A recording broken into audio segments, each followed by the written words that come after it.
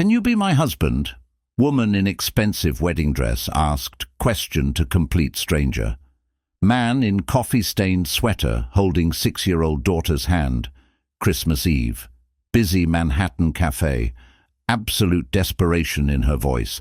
Absolute confusion on his face. I'm sorry, what? Please, I need fake husband. Right now. Christmas wedding. My wedding. Groom ran. Family doesn't know. Can't cancel. Need you. Will pay anything. Can you be my husband? But before you know how rejected single dad became emergency fake groom, and how fake Christmas wedding turned into real forever love, subscribe now. 3 hours before that impossible question, Arthur Hayes sat in different Manhattan cafe, Christmas-themed, over-decorated, waiting for blind date arranged by well-meaning sister. First date in 3 years, since wife died, since becoming single father, since giving up on romance entirely. He was 34. Private investigator, good at job, terrible at personal life. Had 6-year-old daughter named Sophie. Brilliant kid, favorite person, entire world, reason for everything, reason he'd agreed to this blind date. Sophie wanted Daddy to be happy, wanted Daddy to smile more, wanted Daddy to have someone besides just her. You're lonely, Daddy, she'd said last week, voice too wise for 6 years old.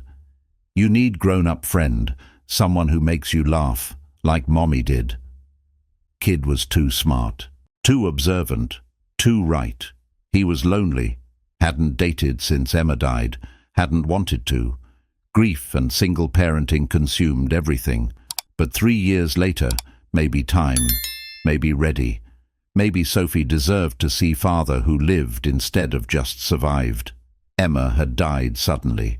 Aneurysm. No warning, no goodbye, just gone. Sophie was 3. Too young to understand, too young to remember much, too young for tragedy. But tragedy came anyway. Left Arthur alone with toddler and grief and no idea how to be both parents. He'd struggled initially, working full-time, raising small child, processing loss, everything overwhelming, everything impossible, everything too much. But Sophie needed him, needed stability, needed parent who showed up. So Arthur showed up. Every morning, every night, every moment. Did his best. Learned parenting through practice, through mistakes, through love, through desperation. Built career as private investigator because hours were flexible. Could work from home sometimes. Could take Sophie to appointments. Could be present. Not corporate job, not prestigious, but honest work. Meaningful work. Work that paid bills and allowed presence. That was enough. 3 years of single parenting had taught him everything. Patience, creativity, resilience, how to braid hair, how to negotiate with 6-year-old, how to be enough even when feeling insufficient, how to love child completely while grieving spouse thoroughly, how to survive, how to maybe thrive eventually. But Sophie was right. He was lonely. Adult companionship was non-existent. Friends had drifted away. Dating seemed impossible with full-time kid and demanding job.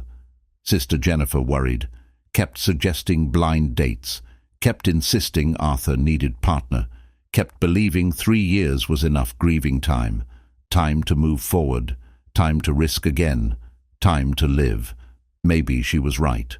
Maybe 3 years was enough.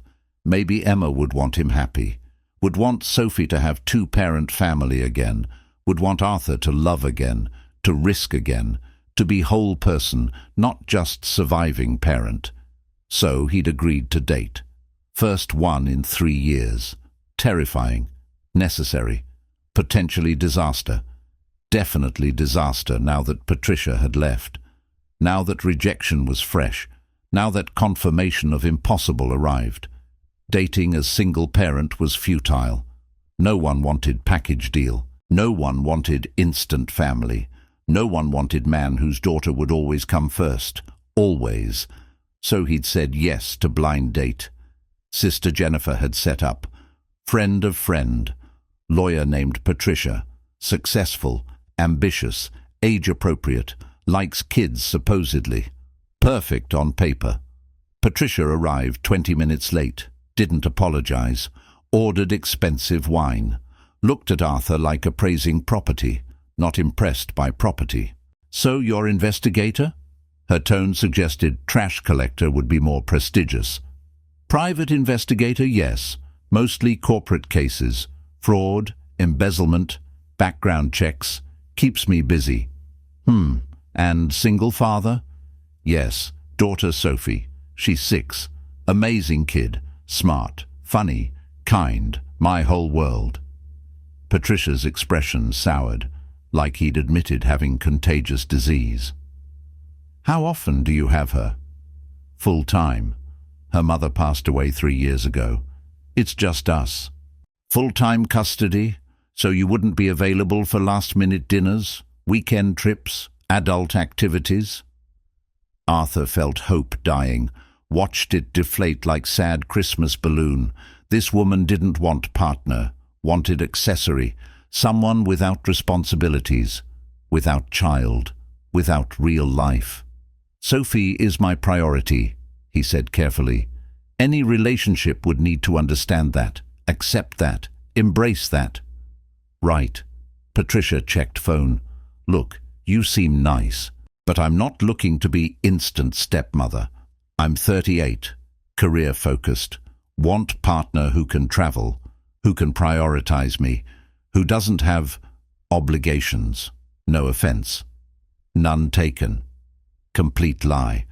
Offense thoroughly taken. Not for himself, for Sophie, for dismissing his daughter like inconvenience, like burden, like obstacle to ignore. Patricia left 15 minutes into date, didn't even finish overpriced wine. Just gone. Leaving Arthur alone at Christmas-decorated table with 2 menus and demolished confidence. He paid check, left cafe, texted sister. Date was disaster. Don't set me up again. I'm fine alone. Sister responded immediately. What happened? Patricia seemed perfect. Perfect for someone without kids. I'm done trying. Sophie and I are good. We don't need anyone else. Walking through Manhattan Christmas crowds, Arthur felt old defeat returning. Dating as single father was impossible. Every woman wanted unattached man, someone free, someone available, someone without 6-year-old daughter who'd always come first. Always. Maybe he was meant to be alone. Maybe Sophie was enough. Maybe trying to find love again was foolish. Maybe. He walked into chaos. Bride running through crowded sidewalk. Full wedding dress. Veil flying. Heels clicking. Face streaked with tears and fury. Chasing someone. Man in expensive suit running ahead. Groom clearly. Running from his own wedding. On Christmas Eve. In Manhattan, like terrible movie plot. Marcus, you coward! Come back here! Bride screaming, attracting massive attention, tourists filming, locals watching, Christmas Eve entertainment courtesy of failed wedding. Groom disappeared into subway station. Bride stopped at entrance, couldn't chase in wedding dress, couldn't go underground, couldn't follow, just stood there breathing hard, crying, furious, devastated, lost. Arthur watched from distance. Investigator instincts analyzing scene. Groom ran, bride chased, wedding day disaster, public humiliation, Christmas ruined. Someone's worst nightmare unfolding on Manhattan sidewalk. Bride turned around, saw Arthur watching, something in her eyes. Recognition maybe, not of him, of situation, of desperation, of possibility. Insane possibility. She walked toward him, determined, desperate, decided. Can you be my husband? That's how it started. Impossible question from desperate stranger. Woman named Reagan Collins, 32 years old, wedding planner.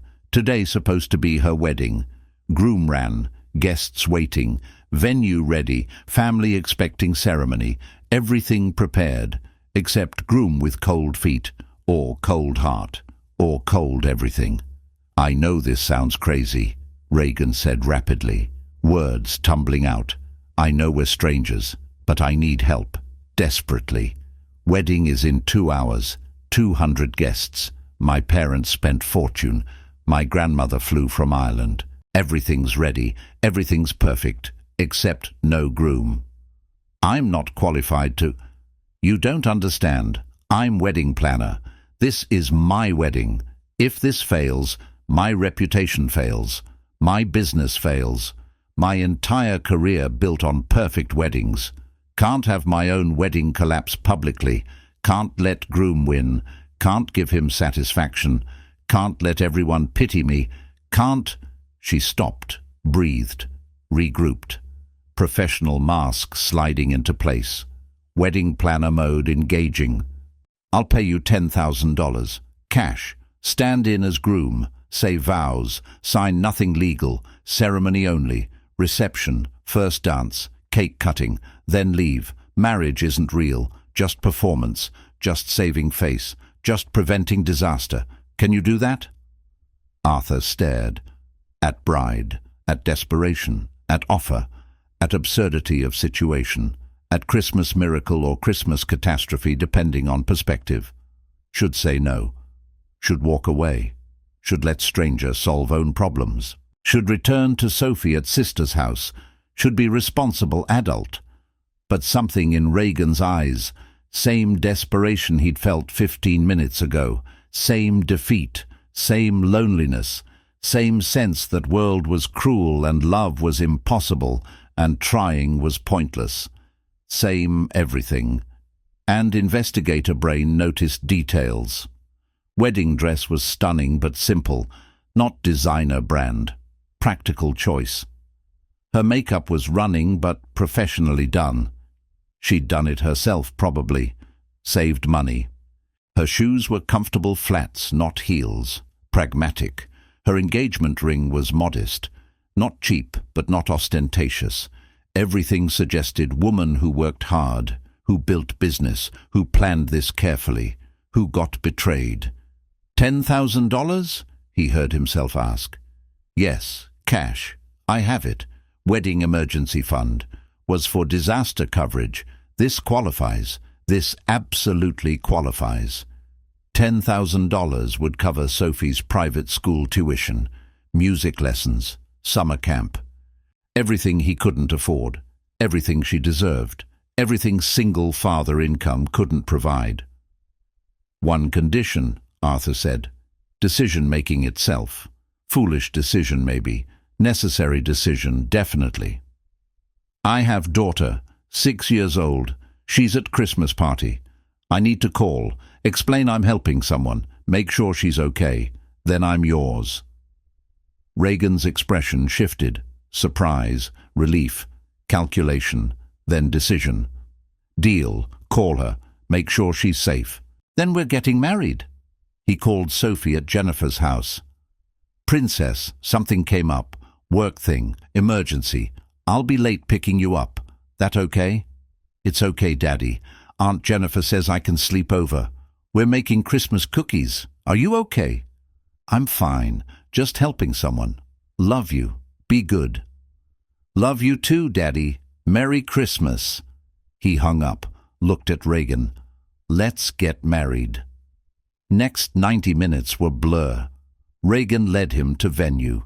Luxury hotel ballroom. Christmas decorated. Gorgeous, expensive. 200 guests arriving, murmuring, wondering about groom, about delay, about what's happening. Reagan pulled Arthur into side room, handed him tuxedo. Marcus's size, your similar build. Change quickly. We have 30 minutes. Tuxedo fit reasonably well. Expensive fabric. Probably cost more than Arthur's entire wardrobe. He dressed, checked mirror, looked like groom, felt like fraud. Was fraud technically, but helpful fraud. Paid fraud. Fraud preventing worse disaster. Reagan appeared in doorway, had fixed makeup, had composed expression, had perfected bride smile, looked stunning, looked confident, Looked like woman who definitely wasn't marrying complete stranger to save reputation. "Ready?" she asked. "No," Arthur said honestly, "but let's do it anyway." They walked to ceremony space. Christmas Eve wedding, candlelight, decorations, music, family and friends waiting. Reagan's parents in front row looking concerned. Her grandmother beside them looking ancient and Irish and suspicious. Officiant was young woman, friend of Reagan's probably. Looked confused but professional. Reagan must have explained situation, must have gotten cooperation, must have worked miracle in 30 minutes. Music started. Wedding march. Reagan took Arthur's arm. Smile. Look loving. Pretend we're real. Can you act? I investigate people for living. Acting is half my job. Good. Investigate me later. Marry me now. They walked down aisle. 200 people watching. Phones recording. Family beaming. Friends celebrating. Everyone believing lie. Everyone seeing love story instead of desperate improvisation. Arthur caught sight of man in back. Expensive suit. Watching carefully. Taking notes. Something off about him. Investigator instincts activated. Threat maybe. Problem definitely. Mental note. Investigate later. They reached front. Officiant began ceremony. Traditional words. Love, honor, commitment. Forever. Everything meaningful when real. Everything hollow when fake. Everything complicated when desperate bride pays stranger to play groom. Vows happened. Arthur spoke words written for different groom. Reagan spoke words written for different marriage. Both performed. Both pretended. Both sold illusion to 200 witnesses. You may kiss the bride. Moment of truth. Reagan looked at Arthur. Permission in eyes. Desperation in posture. Please make this convincing in expression. He kissed her. Carefully, respectfully, briefly, just enough to satisfy audience, just enough to complete ceremony, just enough to earn $10,000. Guests applauded. Music played. Married couple walked back down aisle. Reagan's hand squeezing Arthur's arm. "Thank you," she whispered. "You're saving my life." "Just saving your reputation," he whispered back. "Life is more complicated." Reception was elaborate. Dinner, dancing, toasts, cake, everything expensive, everything perfect. Everything built on foundation of massive lie. Arthur played role, danced with bride, smiled for photos, chatted with guests, pretended to be Marcus whoever he was, pretended to be in love, pretended everything was real. Guests approached constantly, congratulating, blessing, sharing wisdom. Arthur responded appropriately. "Thank you. We're blessed. Yes, love is wonderful. All lies, all performance, all necessary deception, but also strangely not lying. Because even fake, something felt real. Connection with Reagan, protection instinct, desire to help, maybe not love, but something unexpected, something complicated. Reagan's grandmother approached during dinner, ancient Irish woman, sharp eyes, suspicious expression. "You're not Marcus," she said bluntly. Heavy accent, no pretense. Arthur froze. Reagan tensed. Cover blown. Performance failed. Disaster exposed. "No, I'm not," Arthur admitted quietly. "No point lying to woman who clearly saw truth. But I'm here. I'm helping Reagan. I'm protecting her.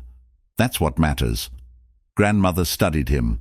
Long moment, calculating, then smiled. Small, knowing. "Good. Marcus was wrong for her. You're better. Keep helping, keep protecting. Maybe keep being husband. Real one. Eventually. If you're smart." She walked away, left Arthur staring, Reagan exhaling. "She knows," Reagan whispered. "She knows," Arthur confirmed. "But she approves. Somehow, impossibly, she approves." My grandmother is never wrong about people. If she approves, you're good man. Real good man. Not just fake good husband. High praise from ancient Irish woman. I'm honored. You should be. She's terrifying and always right. Always. Regan was extraordinary actress through all of it. Smiled perfectly, laughed genuinely, played blushing bride flawlessly. No one else suspected. No one else questioned. Everyone bought performance. Everyone celebrated fake love. During cake cutting, Arthur noticed same man from ceremony. Back corner, still watching, still taking notes. Something familiar about him. Something investigator brain recognized. Threat, definitely. But what kind? Regan noticed Arthur's attention. What's wrong? Man in back corner, grey suit. Do you know him? She looked, paled slightly. That's Richard Chen, Marcus's business partner. I didn't invite him. Why is he here? Good question. I'll find out. After reception, please. Just few more hours. Then you're free.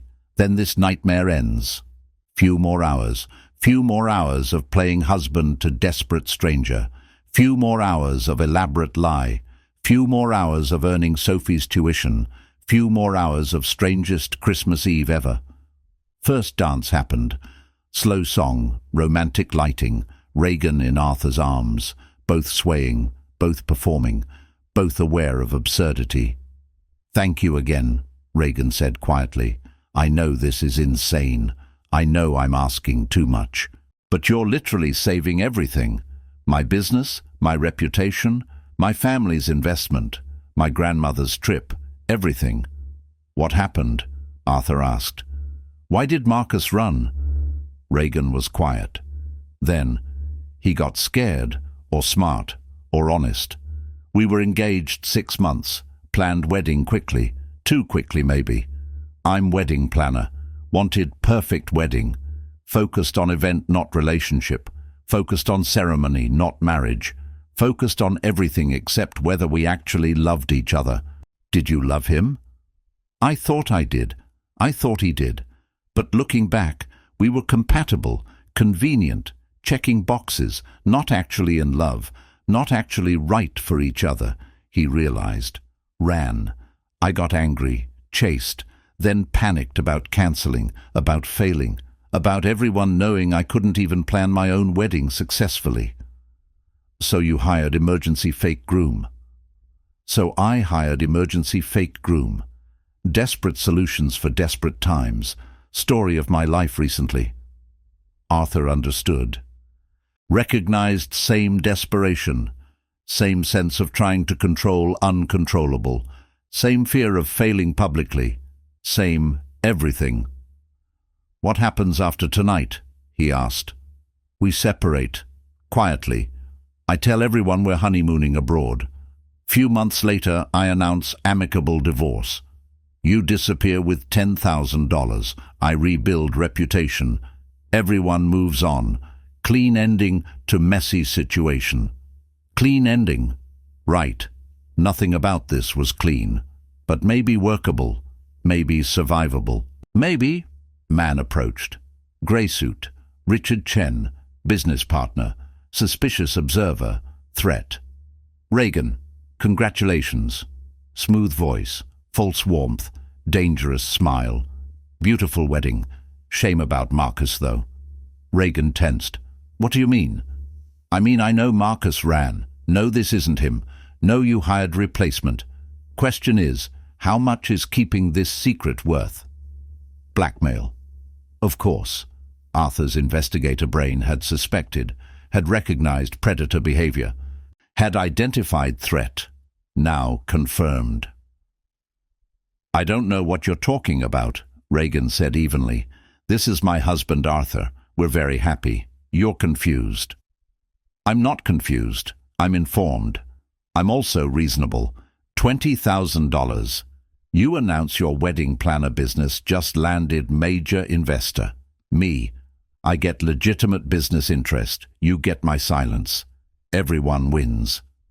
Arthur stepped forward, put himself between Regan and Chen, used investigator voice, cold, professional, threatening. Walk away, now, or I investigate every aspect of your business relationship with Marcus. Find out why he ran. Find out what you're hiding. Find out everything that destroys you. I'm private investigator. Finding dirt is literally my job. Want to test me? Chen hesitated, calculated, recognized threat, backed down. This isn't over. Yes, it is. Leave. Don't contact Reagan again. Forget you were here, or I bury you. Clear? Chen left, angry, defeated, temporarily gone. Arthur turned to Reagan. She was shaking. He'll come back. He'll try again. This doesn't end. Yes, it does. I'll investigate him, find leverage, ensure his silence, permanently. That's what I do. That's what you're paying me for.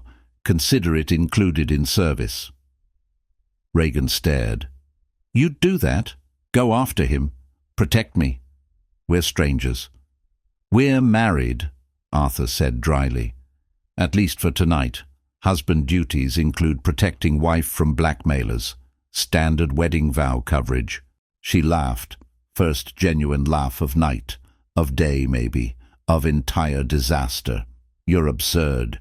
You're desperate. We're well matched. Rest of reception passed without incident. Chen left. Guests partied. Reagan and Arthur played newlyweds. Performance continued. Lie persisted. Everyone remained fooled. At midnight, reception ended. Guests departed. Reagan and Arthur stood in empty ballroom, surrounded by Christmas decorations and wedding debris. Fake marriage completed. Transaction nearly finished. Just payment remaining. Reagan handed him envelope. Cash. $10,000. As promised, plus extra, for dealing with Chen, for protecting me, for everything. Arthur counted. 12,000. I said 10. You earned extra. Consider it Christmas bonus, for strangest Christmas Eve service ever rendered. He pocketed money. I'll investigate Chen tomorrow. Find leverage. Protect your secret. Then we'll stage separation. Few months. Announce divorce. You'll be free. Why are you helping? Reagan asked. Beyond money. You could just take payment and disappear. Why extend service? Because I understand desperate, Arthur said honestly. Understand trying to hold everything together. Understand single parent doing anything for child. Understand sacrifice. Understand you. Besides, Chen is threat. I eliminate threats. Professional habit. Reagan smiled. Tired, genuine, grateful. Thank you, Arthur Hayes. Fake husband, real hero. Strange Christmas miracle. Thank you, Reagan Collins. Fake wife, real disaster. Excellent actress. They parted. Arthur went to Jennifer's house, picked up sleeping Sophie, carried her to car, drove home, put her to bed, sat in living room counting cash, processing insanity, remembering fake wedding, feeling strange mix of satisfaction and emptiness. He'd helped someone, earned money, played hero, solved problem, but also felt something unexpected. Connection, maybe. With Reagan, with her desperation, with her strength, with her. Stranger he'd married, woman he'd saved, person he'd probably never see again, except Arthur was investigator, and Chen was threat, and promises were promises, so he would see her again, would protect her secret, would ensure her safety, would finish job, professional obligation, nothing more. Right? Christmas morning arrived. Sophie woke up excited. Presents under tree, pancakes for breakfast, her favorite Christmas traditions. No mention of Daddy's strange absence yesterday. No questions about where he'd been. Just happy kid enjoying holiday. Did you have fun at Aunt Jennifer's? Arthur asked. Yes, we made cookies and watched movies. And she told me about her friend Patricia. Said you had date with her. Is she nice? Will we meet her? Arthur winced. Patricia and I aren't compatible, but it's okay. We're good, you and me. That's enough. "Okay, Daddy, but you seemed sad when you came home. Did something bad happen?" Too smart, too observant, too aware of everything. "Nothing bad, just strange. I'll tell you when you're older, much older, like 30. Sophie giggled. "That's forever. Tell me now." Nice try. Open presents instead. Christmas passed quietly. Arthur spent day with Sophie, played games, watched movies, avoided thinking about wedding, about Reagan, about money in lockbox, about investigation he'd promised, about Chen, about everything. But by evening, professional habits returned. He pulled out laptop, started investigating Richard Chen, business partner to runaway groom Marcus, blackmailer, threat, target. What he found was interesting, very interesting. Chen and Marcus ran investment firm, real estate development. Recent projects included luxury condos, hotel renovations, large contracts, large profits, potentially large fraud. Arthur dug deeper, found irregularities, missing permits, forged inspections, unsafe construction. Everything hidden behind shell companies and false paperwork. Everything criminal. Everything exposable. The investigation took hours. Arthur worked through Christmas night while Sophie slept. Cross-referenced building permits with city records. Found discrepancies. Permits filed but never approved. Inspections reported but never conducted. Safety certifications forged. Everything fake. Everything dangerous. Everything criminal. He traced shell companies. Found Chen and Marcus as hidden owners. Found pattern of corruption spanning 3 years. Multiple buildings. Multiple violations. Multiple dangers. People living in unsafe structures. Working in compromised buildings. Trusting construction that should never have passed inspection. All because Chen and Marcus cut corners. Saved money. Risked lives. Maximized profit. Arthur documented everything. Screenshots, paper trails, witness statements from construction workers. Everything provable, everything damning, everything that would destroy Chen if exposed. Perfect leverage, perfect protection for Reagan, perfect justice for crimes. He also found connection to Reagan. She'd been hired as wedding planner for Chen's daughter. Year ago. Had witnessed argument between Chen and Marcus about covering up structural issues in building project. Had heard too much, knew too much. Liability. Reagan's notes from that consultation were detailed, professional, thorough. She documented conversation innocently, part of her process, understanding family dynamics, building context for wedding planning. Never realized she documented confession, never recognized significance, just did her job, preserved everything, created evidence. Chen had realized later, after daughter's wedding, after Reagan's business grew, after she became visible, successful, someone worth monitoring, someone who'd heard too much, someone who needed controlling, hence Marcus. Hence engagement, hence wedding plan, all trap, all control mechanism, all attempt to neutralize liability through marriage, through family connection, through compromise. When Marcus couldn't go through with it, when guilt or conscience or fear overtook him, he ran, left Reagan exposed, left Chen's plan incomplete, left opening for Chen to try different approach, blackmail, coercion, control through fear instead of family. That's why Chen was at wedding, not to support Marcus, to monitor Reagan, to ensure her silence, to control narrative. When Marcus ran and Reagan improvised replacement groom, Chen saw opportunity. Blackmail her, gain control, eliminate threat differently. But Chen made mistake. He threatened someone Arthur had promised to protect. Someone Arthur was now invested in protecting. Someone Arthur actually wanted to protect, for reasons beyond payment, for reasons he didn't examine too closely.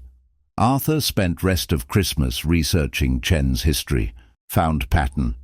This wasn't first time.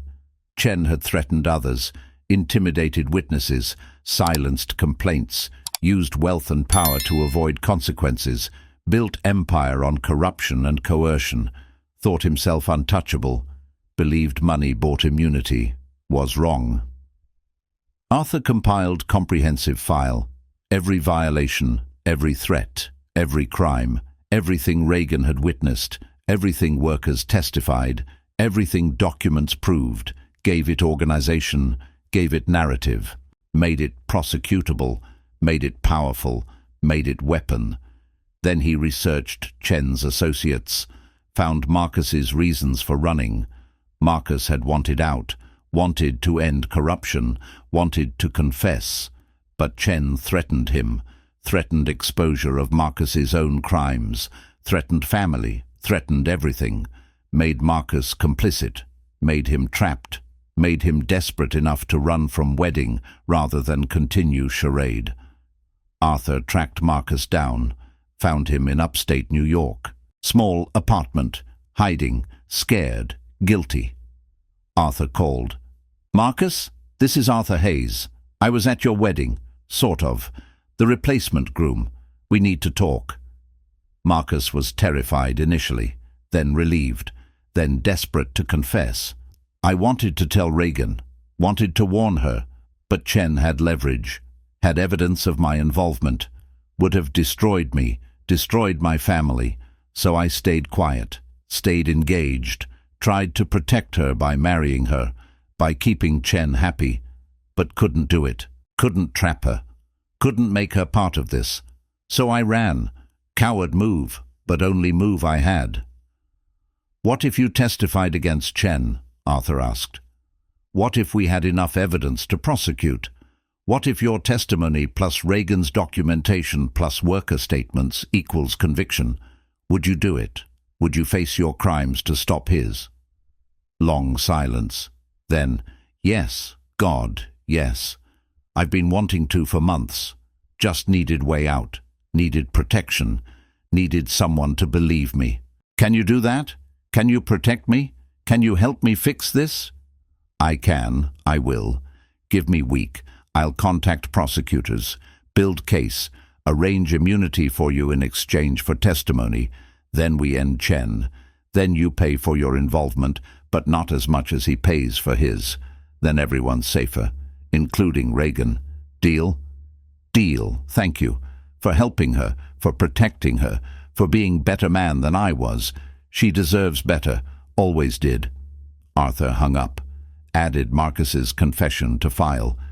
Now had everything, witness, documentation, expert testimony, pattern evidence, everything prosecution needed, everything that would convict Chen, everything that would protect Reagan, permanently, completely, finally. Next morning, Arthur called Reagan. "We need to meet. I found something. About Chen, about Marcus, about why Groom ran. Can you come to my office?" "I can. When?" "This afternoon, 3 p.m. Bring everything you know about Chen's business dealings." "What did you find?" "Evidence. Leverage, protection, everything you need. See you at 3. Reagan arrived exactly on time. She wore jeans and sweater. No wedding dress, no makeup drama, just woman, regular person. Much more attractive like this. Natural, real, herself. She also looked exhausted. "Haven't slept," she admitted. "Waiting for Chen to strike. Waiting for exposure. Waiting for everything to collapse." "It won't collapse. I found ammunition." Arthur showed her research.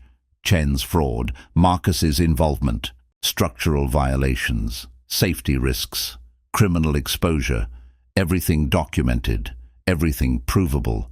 Reagan stared at evidence. "This is why Marcus ran. He knew I'd heard argument, knew I could expose them. Wedding was trap, get me committed, compromised, controlled. When he couldn't go through with it, he ran. Chen showed up to contain situation differently, blackmail instead of marriage." "Exactly. But now we have leverage. Chen's freedom depends on silence, your silence." which means he can't expose your fake wedding without risking you exposing his real crimes. Mutually assured destruction. Perfect deterrent. So I'm safe? You're safe. Send Chen this information. Tell him you know everything. Tell him any attempt to expose you results in you exposing him, to authorities, to media, to everyone. Then walk away. He won't follow. Can't risk it. Reagan breathed. Deeply. Relief flooding expression. You did this. You saved me. Again. Beyond payment. Beyond obligation. Why? Arthur considered. Why indeed? Because she was desperate? Because he understood? Because he'd made promise? Or because she made him feel something other than grief and loneliness for first time in 3 years? Because he enjoyed helping her? Because he wanted to see her again? Professional obligation, he said. Easier answer. Safer answer. I finish what I start. Right. Professional. Reagan didn't believe him. Arthur didn't believe himself. But both pretended, maintained distance, kept things business. What do I owe you? For investigation, for protection, for everything. Nothing. Already paid. This was included. It wasn't. You went beyond. Deserve compensation. Keep your money. Spend it on business. Rebuild reputation. Move forward. That's payment enough. Reagan studied him. You're strange man, Arthur Hayes. Fake husband. Real protector. Unexpected hero. Thank you. For everything. She left. Arthur returned to normal life. Normal cases. Normal investigations. Normal single-father routine. But something had shifted. Something had changed. Something about Reagan Collins stayed with him, made him think, made him wonder, made him want. He told himself to forget her, move on, return to isolation, return to just Sophie and me existence, return to safety. But he couldn't, because she'd called him 3 days later. Arthur, it's Reagan. I confronted Chen, showed him evidence. He backed off. Completely. No more threats. No more blackmail. I'm free. You were right. Mutually assured destruction works. Thank you. Again. For everything. You're welcome. Glad it worked. Good luck with business. Wait. Don't hang up. I wanted to ask. Would you have coffee? With me. Not professional. Not business. Just coffee. As thank you. As friends, maybe.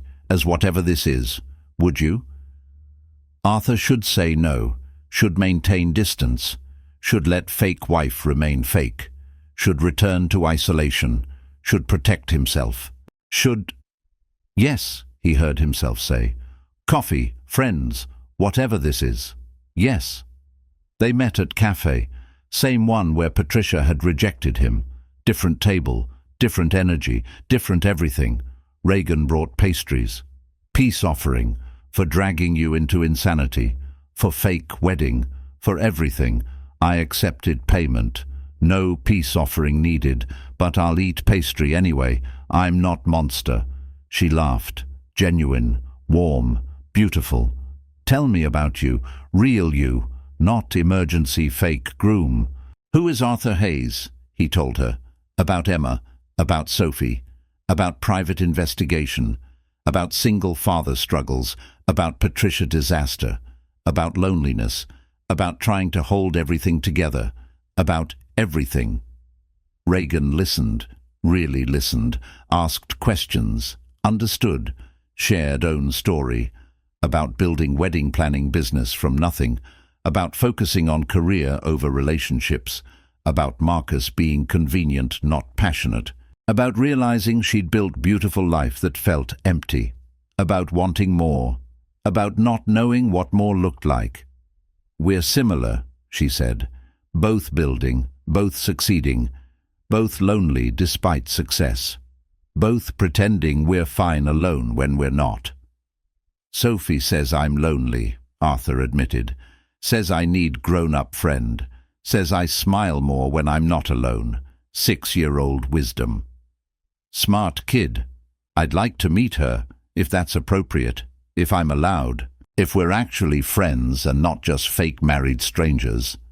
We're friends, Arthur said. Decision made, walls lowering, risk accepted. And you can meet Sophie. She'd like you. You're fun, you're strong, you're real. She appreciates real. When? This weekend? Saturday. We usually go to park, have hot chocolate, very exciting single dad entertainment. Perfect. I love parks and hot chocolate, and meeting important people in friends' lives. Saturday came. Reagan met them at park. Sophie's eyes went wide. Daddy, she's pretty. Is she your friend? Your special friend? Like girlfriend? She's my friend, Arthur said carefully. Very good friend. This is Reagan. Reagan, this is Sophie, most important person in my life. Reagan knelt down, eye level with Sophie. Hi, Sophie. Your dad talks about you constantly, says you're brilliant and kind, and his favorite person ever. He's my favorite person too, Sophie said seriously. Are you nice? Do you like kids? Last lady Daddy met didn't like kids. She was mean. I love kids, and I think you're amazing. Your dad is lucky to have you. Sophie beamed. You can stay. You're approved. Just like that. Kid approval granted. Arthur and Reagan exchanged look.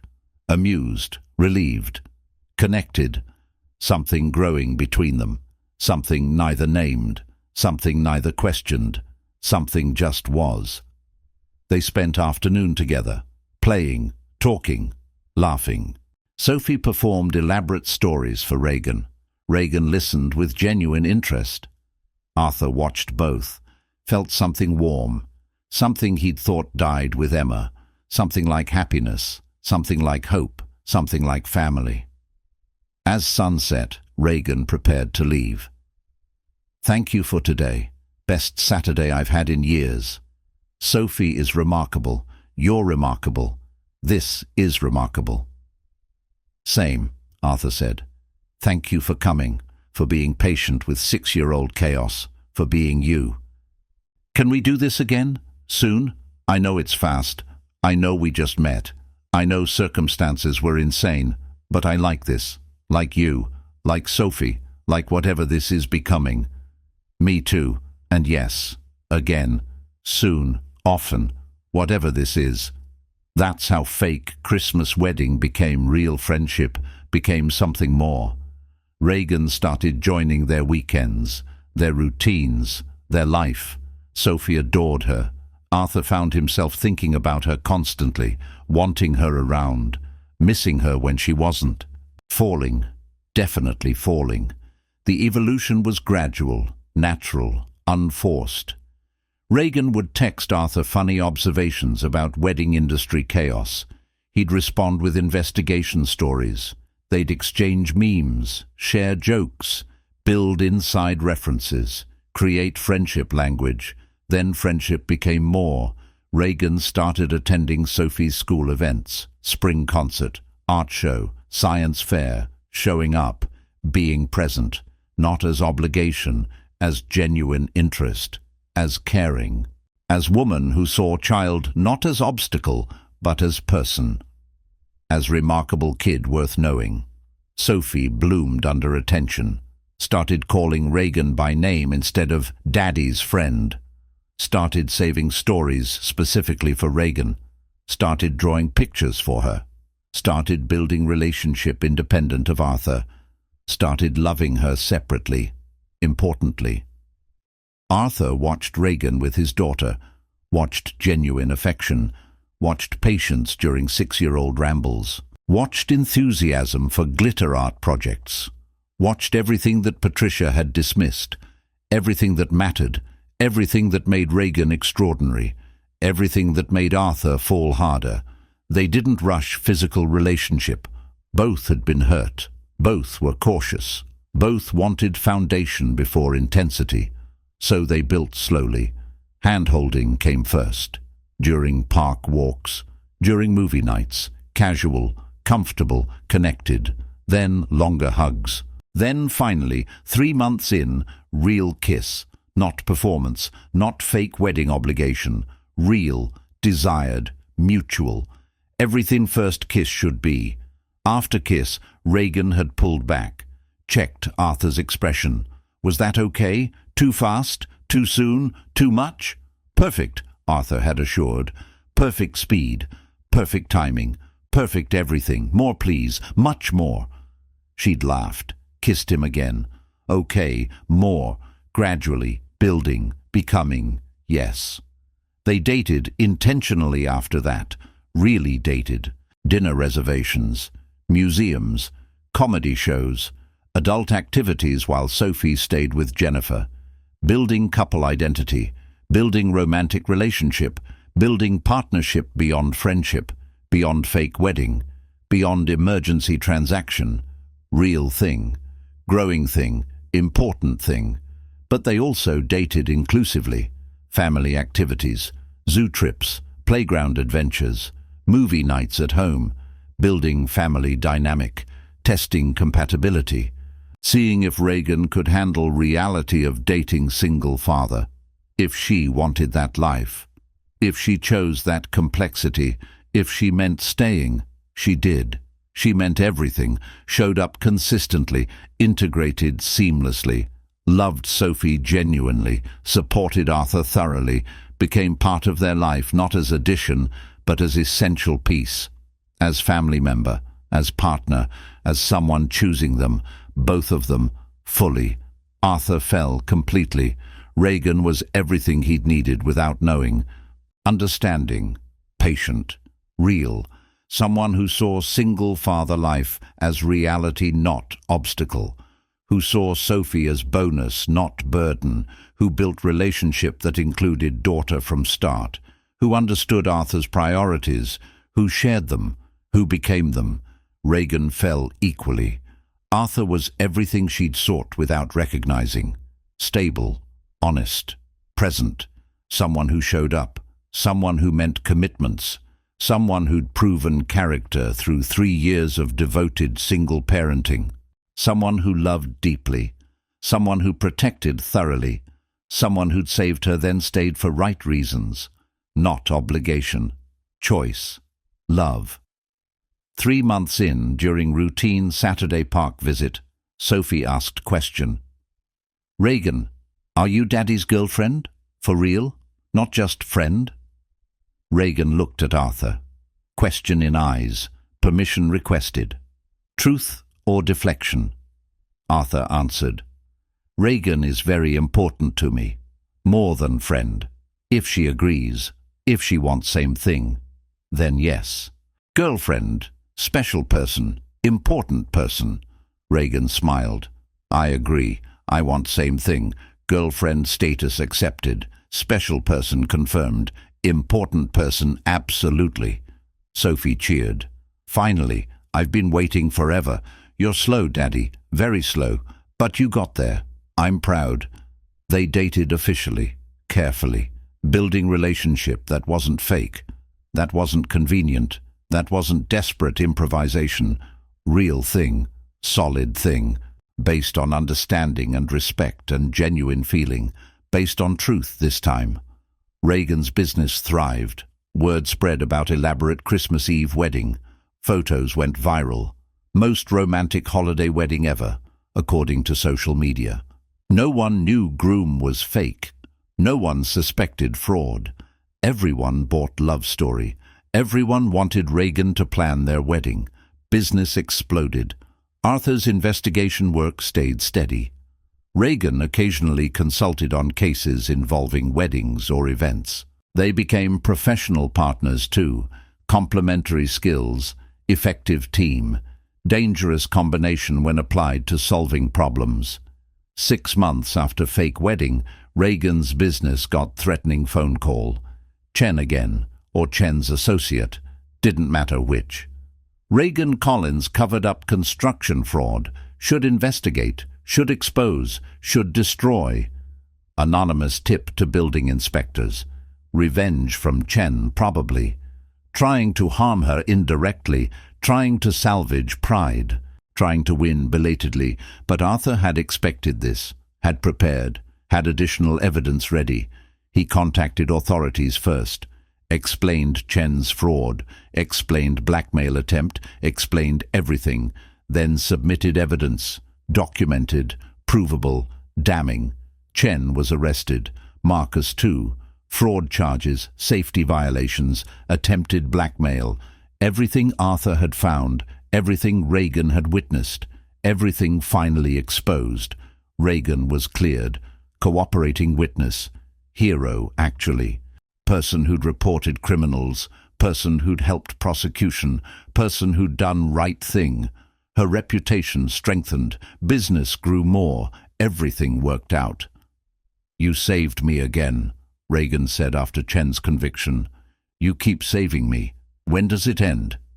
"Never," Arthur said. "That's what love does. Saves, protects, supports, continuously, forever, if you let it." "Love?" Regan repeated. "Is that what this is? What we are? What we've become?" "Yes, for me, if you agree. If you feel same. If fake wedding somehow led to real love. Then yes, I love you, Regan Collins. Fake wife, real partner, actual love of my post-Emma life." Regan cried. "I love you too, fake husband, real hero, actual miracle who saved me in more ways than one." Sophie appeared. "Are you guys being mushy? Can Regan move in? Can we be real family? Please, I want family." They looked at 6-year-old with perfect timing, perfect question, perfect everything. "What do you think?" Arthur asked Regan. "Want to make family, real one this time? No fake ceremony, no desperate improvisation, just real, just us, just choosing each other." "Yes," Regan said. "Real family, real choosing, real everything, yes." 1 year after Christmas Eve fake wedding, they had real wedding, small ceremony, just family and close friends. Sophie as flower girl, no strangers hired, no desperate substitutions, just Arthur and Regan, actually in love, actually choosing each other, actually meaning vows this time. Officiant smiled. "We've heard unusual story about how you met. Care to share with guests?" Arthur and Regan exchanged look. "We met on Christmas Eve," Arthur said carefully. "She needed help. I was available. We got married that night." Guests gasped. Regan continued. "Then we fell in love over next year. Realized fake wedding was preview. Real wedding is confirmation. Best decision either of us never planned to make." "That's beautiful," Officiant said. "And insane, but beautiful. Shall we make this official? Again? For real this time?" "Please," they said together. Vows were simple, honest, real. Arthur promised to protect Regan, always, to support her business, to love her Sophie approved, to be partner, not just fake husband, to mean it this time. Regan promised to love Arthur's daughter like her own, to support his work, to be family, not just convenient arrangement, to build real life together. To mean everything this time. "You may kiss the bride, for real this time." Arthur kissed Regan, deeply, genuinely, not performance, not acting, just love, just real, just everything fake wedding had pretended to be, everything it had somehow become, everything it had always meant to be. Sophie cheered loudest. "Best wedding, best family, best everything." Reception was small, intimate, perfect. Regan's parents attended. Her Irish grandmother, Arthur's sister Jennifer, close friends. Sophie running between tables, spreading joy. Everyone celebrating real love built from fake beginning. Everyone amazed by story. Everyone grateful for Christmas Eve miracle.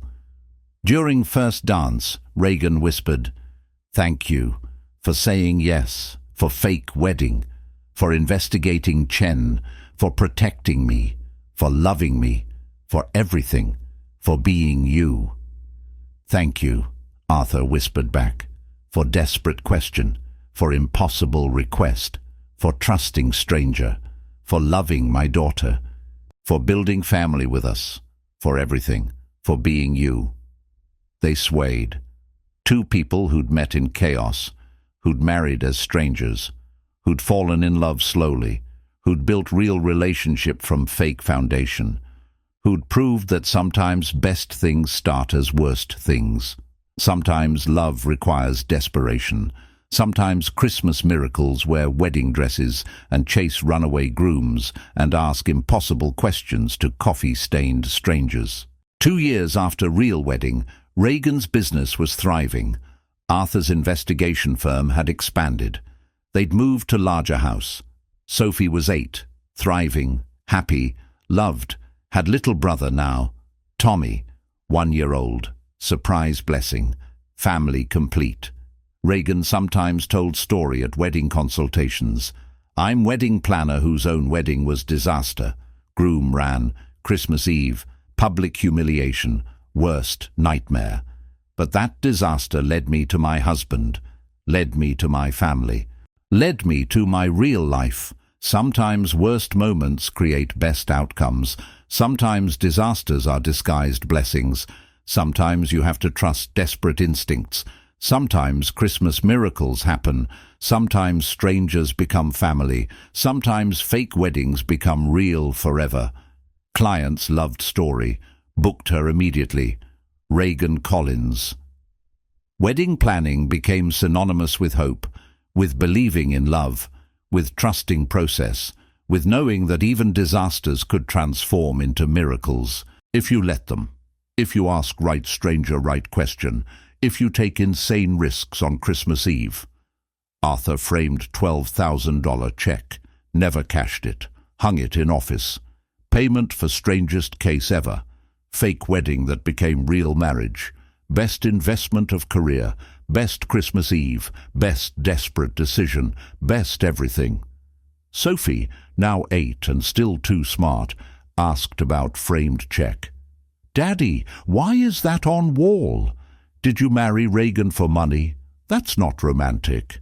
I married Reagan to help her, Arthur explained. She paid me. Then we fell in love. Then we married for real. Money was just excuse, just reason to say yes, just permission to take risk that changed everything. So you're saying sometimes good things come from weird reasons? Exactly. Sometimes best things start wrong, start desperate, start fake, but become real if you work at it, if you choose it, if you mean it. That's what Reagan and I did. Started fake, chose real, built family. Best decision ever. I'm glad she asked you, Sophie said seriously. I'm glad you said yes. I'm glad weird Christmas Eve happened, because now we're family, real family, best family. Best family, Arthur agreed.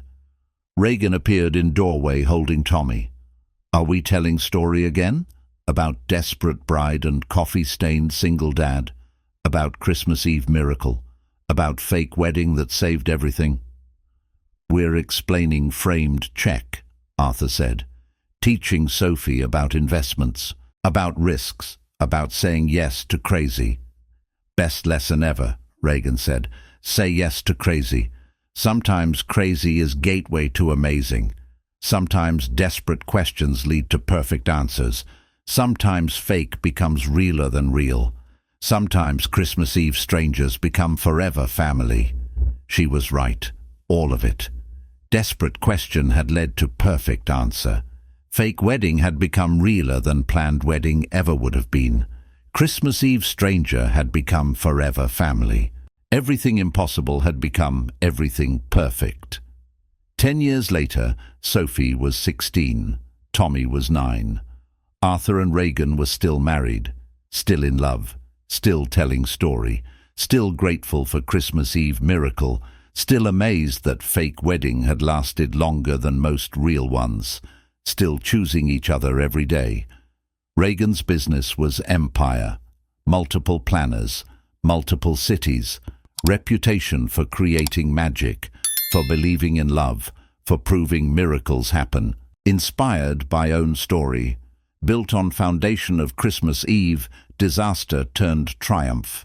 She'd expanded strategically, started with Manhattan base, then Brooklyn, Queens, eventually opened offices in Boston, Philadelphia, D.C., hired talented planners, trained them personally, built team that shared her values, her beliefs, her commitment to creating genuine magic, not just expensive events. Her specialty became rescue weddings, disasters salvaged, crises managed, impossibilities made possible, couples whose venues cancelled, whose vendors failed, whose disasters threatened. Reagan's team swooped in, fixed everything, created miracles, charged premium prices, earned every penny, built reputation as wedding superhero, as person who solved impossible, as miracle worker, all inspired by own disaster, own impossible salvation, own Christmas Eve miracle. She spoke at industry conferences, taught crisis management, shared fake wedding story as case study in creative problem solving. When groom ran, I had choice. Cancel and fail, or improvise and survive.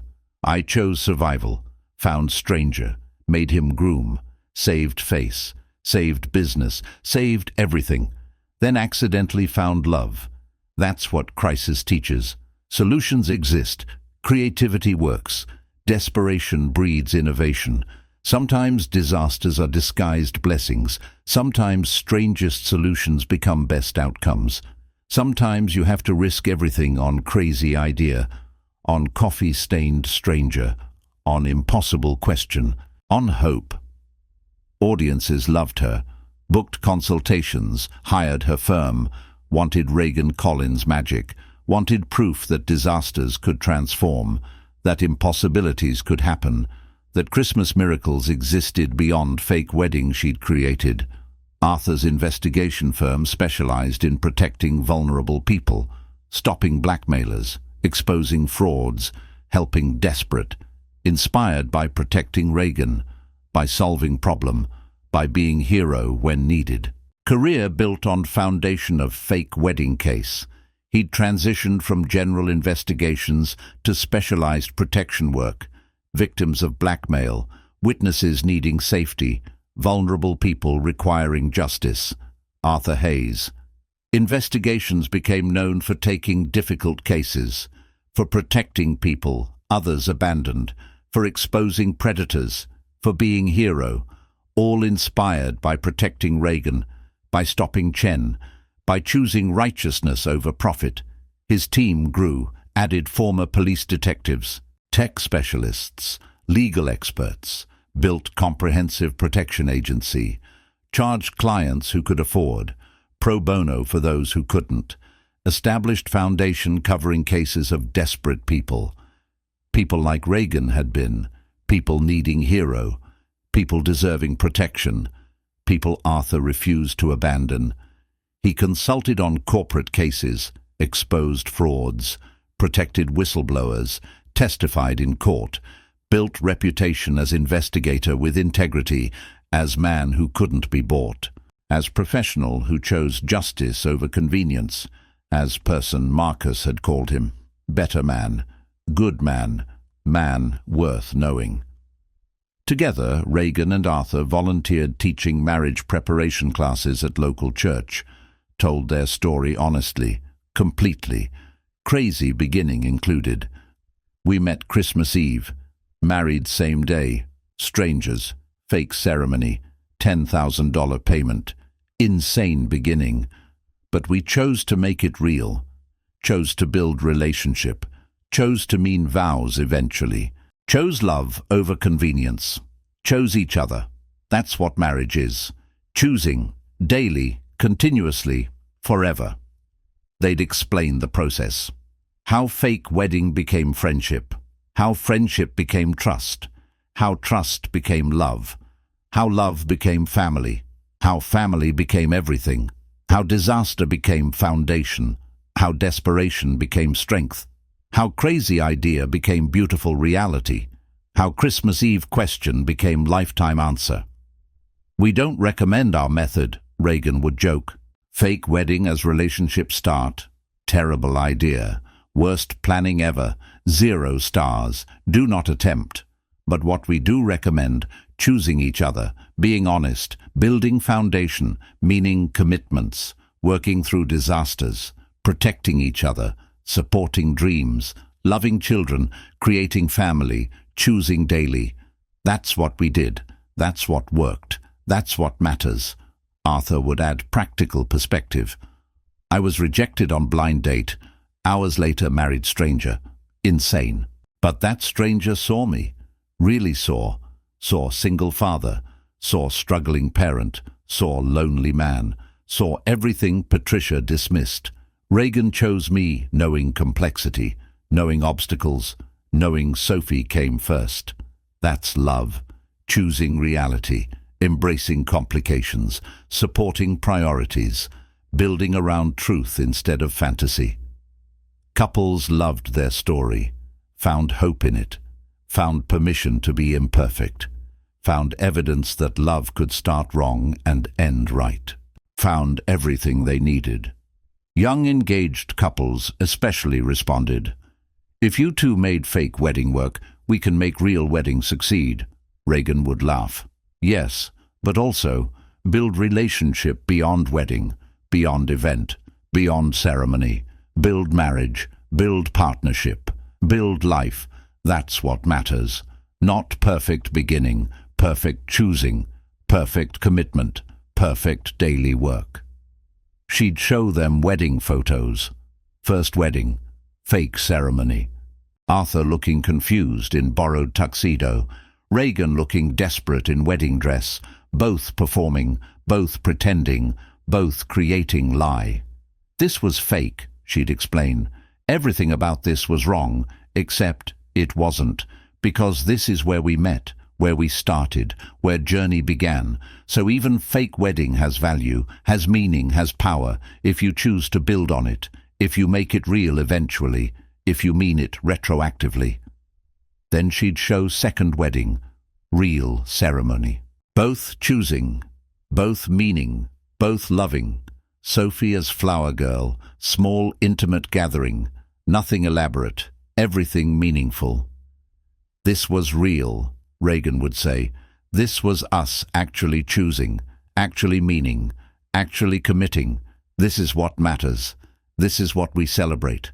Not which came first, but that we got here. Together, choosing each other, building family, meaning forever. Couples would cry, would understand, would see that beginning doesn't determine ending, that mistakes transform, that desperate choices become beautiful, that Christmas Eve disasters become lifetime blessings, that everything is possible if you choose it, if you work for it, if you mean it. Christmas Eve anniversaries were special. They'd return to original hotel, same ballroom, have dinner, remember disaster, remember desperation, remember impossible question, remember coffee-stained stranger saying yes, remember everything that led to everything. Can you be my husband? Reagan would ask. Tradition, inside joke, annual reminder. Yes, Arthur would answer. Every year, every day, every moment, yes. Sophie and Tommy would roll eyes. You're cheesy, Sophie complained. Very cheesy, embarrassingly cheesy. We're romantic, Reagan corrected. We're grateful. We're celebrating miracle. That's not cheese, that's love. Same thing, Tommy said. But he smiled, because even at 9 he understood. His parents loved each other, really loved. Genuinely chose each other, built family from fake beginning, meant everything. That was worth celebrating. That was worth cheese. Each anniversary, Arthur would give Reagan card. Inside, check for $10,000, never cashed original, but gave her fresh one annually. Payment for best investment ever made, he'd write. Hired fake husband, got real family, got everything, worth every penny, worth more, worth everything. Reagan would cry, every year.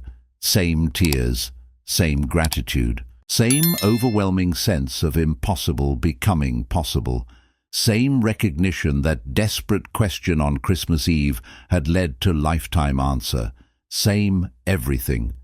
Reagan Collins Hayes would think about Christmas Eve when she was 32, when groom ran, when world collapsed, when desperate woman in wedding dress asked impossible question to coffee-stained stranger, when everything changed, when fake became real, when disaster became miracle. Would think about Arthur saying yes, about him showing up, about him protecting her, about him investigating Chen, about him being hero, about him being partner, about him being everything she'd never knew she needed until she desperately did. Would think about Sophie accepting her, about Tommy being born, about family forming, about business thriving, about life exceeding imagination, about everything impossible becoming everything perfect. Would think about Christmas miracles being real, being possible, being available to anyone desperate enough to ask, anyone brave enough to trust strangers, anyone willing to let fake become foundation for real, anyone choosing love over fear, anyone saying yes to crazy. Best Christmas Eve ever, she'd say every year. Best emergency fake wedding ever, Arthur would respond. Best real marriage ever, they'd say together. And they'd be right. Because sometimes disasters are disguised blessings. Sometimes strangers become family. Sometimes fake weddings become real forever. Sometimes desperate questions get perfect answers. Sometimes Christmas Eve brings miracles. Sometimes love starts with, "Can you be my husband?" and ends with yes. Every single day, for rest of life. Yes, that's their story. Reagan and Arthur. Fake wedding, real love, Christmas miracle, desperate beginning, perfect ending, everything between, everything amazing, everything proving that sometimes crazy works, sometimes impossible happens, sometimes strangers should definitely marry, sometimes Christmas Eve is magical, sometimes love finds way, always.